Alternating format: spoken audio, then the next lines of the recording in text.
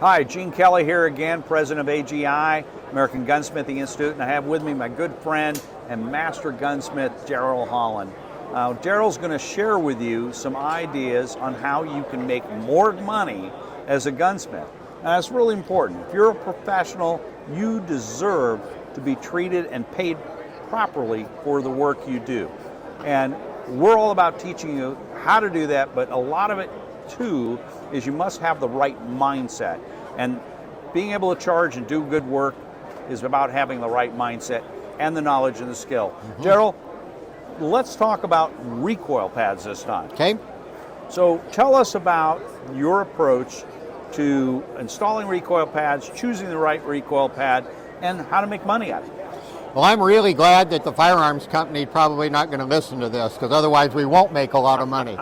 The firearms company never put a good pad on the gun. Yeah. I mean, they're always looking for the cheapest thing. The cheapest thing, and it's as hard as the truck tire on the rubber. There's no absorption whatsoever. So the average guy that goes out and buys a 6 or 7 pound 300 Win mag, ouch, he's going to pull that a couple of times and he's going to go, some bit, I need some relief. And that's how you end up developing a flinch. Exactly. So you need a gun So that's soft a very shooting. fast and easy way to make money. We talked about muzzle brakes in a previous session.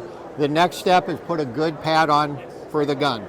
A lot of good pad makers out there. We've got Pachmayr, we've got Mimsaver, we've got Kickies, a lot of different styles. And Right. I think that this is an important concept. I kind of prefer the Kickies because it is contoured to your customer's shoulder. It fits in that shoulder pocket for positive versus alignment a flat, yeah. versus flat. And this allows us a lot more contact for greater recoil absorption through the pad rather than a very narrow portion. So I'm very fond of Kickies. They don't have a steel pad in them like the Pachmayr does, so you need to be careful there.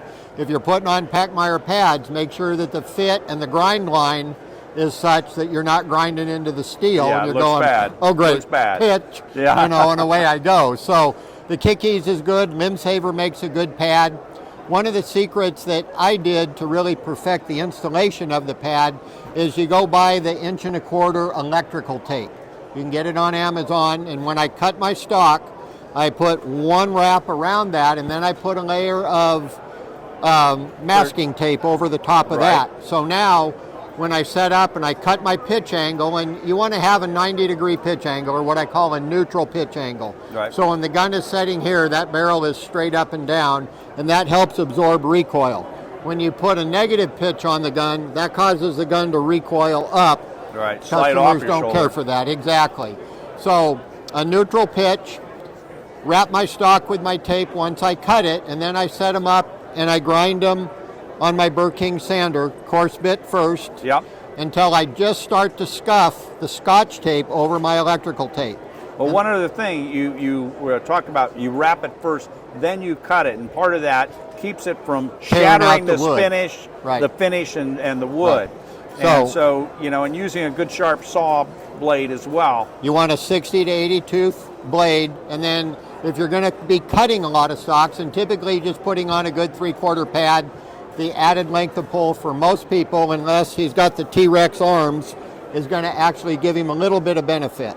So don't be too anxious to go start cutting stocks right away.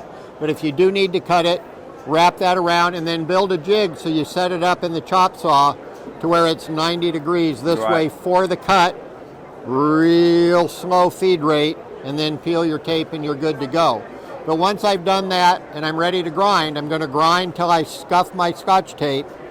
Then I'm going to put on a finer belt. And I'll go from 80 grit, I'm going to come down to a 220 grit, and I'm going to come until I just start scuffing my electrical tape at that stage of the game. Then I stop.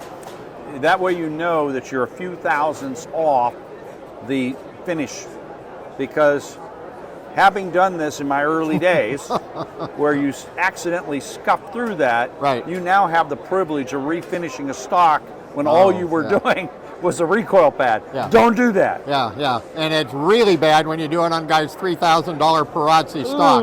You know. So once I do that, then I peel my electrical tape off, and then I come back and I put a layer of masking tape back on the gun. And then I go buy a 6-inch palm sander, and I start in with my 220 grit until I'm just scuffing the tape, and put a little bit of WD-40 or spray oil on the pad, and that helps cut the rubber. So I massage all the way around that to where I'm just scuffing my tape, and I peel it off, and you can hardly feel the perception of where the recoil pad joins the stock. And that works very, very well. I get $75 to install a recoil pad plus the cost of the pad, and I can do one in about 30 minutes. So that's not too bad of money. Yeah, absolutely. And he's happy at that stage of the game. Right, and because it's a professionally done job. Right. And it looks like it, and it feels like it. Yeah. And when you're going to put it on a rifle, a wood butt, or a fiberglass stock, I don't use screws. I set and I scuff this up really good with my 80 grit compound, and then I put it on with epoxy. And that way it seals perfectly around, and I've got a nice tight job without boogering the holes and stuff with screws. If you're going to put it on an expensive trap gun, turn and make a little pin that goes in this hole, so when he sets it in the gun rack, he's not compressing the pad over a long period of time. It's riding on a little button here coming out of the stock. And that's a good tip for the customer as well. But I like Kickies pads. Again, there's a lot of good pads. Packmeyer, Limb Saver, Kickies, all make a real good product. Darrell, thanks again for sharing with us another way a gunsmith make a lot of money. Make money. So you guys get out there and get after it. It's what it's all about. Laugh all the way to the bank. I'm Darrell Holland, over and out.